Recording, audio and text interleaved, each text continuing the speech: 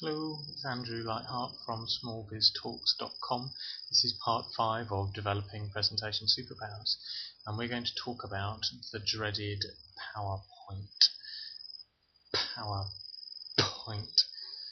It's the bane of my life, and there have been times when I wanted to declare PowerPoint banned from any presentation of anyone that I taught. I was going to set up a no PowerPoint day as a national holiday, a no PowerPoint month. I have kind of mellowed a little bit, but I still feel very strongly about it because PowerPoint is controlling the lives of public communicators. In the corporate world, it's just endemic. People can't even have a meeting without having produced slides. One of the things that I want to make really clear to you is you don't have to use any slides. I never use PowerPoint. And maybe a slide with my name behind me if the organisers of the conference absolutely demand it, but I just don't use it. The rule for it, the Lightheart rule of PowerPoint, is that you only need it in a presentation if you need it in conversation. Because I'm no more stupid in a group than I am when one-to-one. So if during a conversation I would understand you without you having to write down bullet points, then I don't need it when you're talking to me in a group. However, if there are times when you would grab a pen and start drawing a diagram for me, or you would have a bit of an agenda, then that's when I need a visual aid if you're talking to me when I'm in a group. So there's lots to say about PowerPoint, and there's some things that I can recommend to you about if you do use it, how you design the slides. But the main thing I'd like you to do is for you to separate your slides from your handouts, from your prompts, from your speaker notes, the things that remind you what you're going to say. Because the thing that's happened that's made PowerPoint such a crime is that people try to combine all of those three things. It's what Garl Reynolds, the author of Presentation Zen, calls a slideument,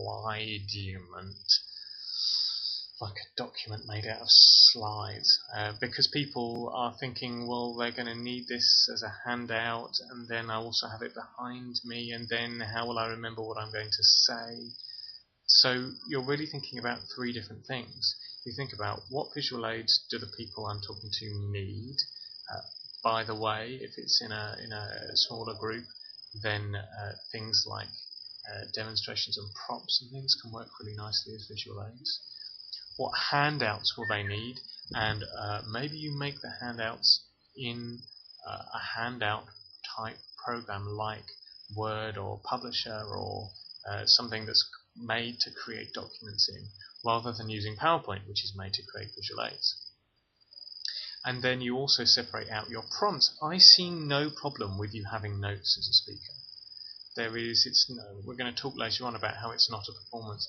I see nothing wrong with you having a card or two to remind yourself of what you're going to say. You can also be looking at things to help you memorize. But don't use PowerPoint. Don't use PowerPoint as your prompt. And this way, you can then be thinking about who you're talking to. You think about, rather than you need the PowerPoint in order to remember what you're going to say, you need it in order to give them handouts. You're actually thinking about them.